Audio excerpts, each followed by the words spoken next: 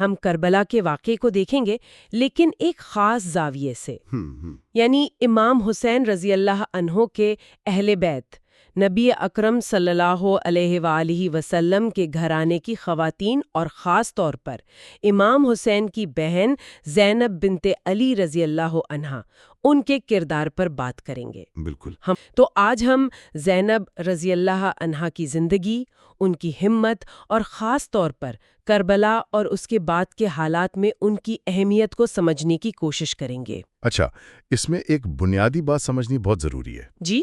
وہ یہ کہ نبی اکرم صلی اللہ علیہ وآلہ وسلم کے اہل بیت، ان کی زندگی اس دنیا میں آزمائشوں سے بھری ہوئی تھی۔ صحیح۔ یہ سمجھنا اہم ہے۔ مطلب یہ آزمائشیں صرف مشکلات نہیں تھیں، بلکہ اللہ کی طرف سے ان کے درجات بلند کرنے کا ذریعہ تھی۔ یعنی جتنی بڑی آزمائش اتنا بڑا مرتبہ۔ بالکل۔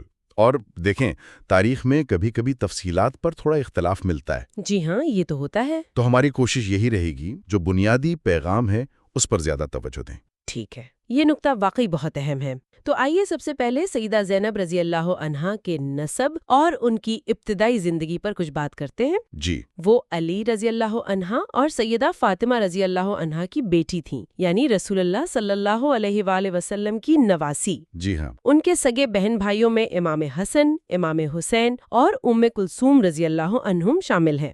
ایک بھائی محسن رضی اللہ عنہ، ان کے بارے میں ہے کہ وہ بچپن میں ہی وفات پا گئے تھے۔ یہاں ایک وضاحت بھی ضروری ہے، جیسا کہ لیکچر میں بھی اشارہ ہے۔ اچھا؟ کہ سیدہ فاطمہ رضی اللہ عنہا کی وفات کے بعد حضرت علی رضی اللہ عنہا نے اور شادیاں بھی کیں۔ جی۔ اور ان کی کل اولاد، مطلب بیٹے بیٹیاں ملا کر کافی زیادہ تھیں۔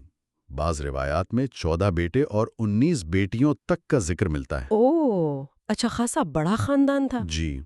تو اسی وجہ سے تاریخ میں ہمیں حضرت علی کی اولاد میں ایک ہی نام، جیسے زینب یا محمد، کئی بار نظر آتا ہے۔ ہاں، اس سے الجھن ہو سکتی ہے۔ بالکل بالکل۔ لیکن ظاہر ہے سیدہ فاطمہ رضی اللہ عنہا کی اولاد کا مقام، ان کا مرتبہ، وہ تو منفرد ہے۔ یقیناً۔ اور سیدہ زینب رضی اللہ عنہا کی پیدائش کے بارے میں بتایا جاتا ہے کہ ہجرت کا 5واں سال تھا۔ جی۔ ان کا نام بھی نبی اکرم صلی اللہ علیہ وآلہ وسلم کی بڑی بیٹی زینب رضی اللہ عنہا کے نام پر رکھا گیا تھا۔ ہاں، یہ بھی ایک نسبت تھی بزرگوں سے برکت حاصل کرنے کی۔ صحیح۔ خاندان میں یہ روایت عام تھی۔ بالکل، ناموں کا یہ تسلسل، یہ بزرگوں کی یاد کو، ان کی میراث کو زندہ رکھنے کا ایک طریقہ تھا۔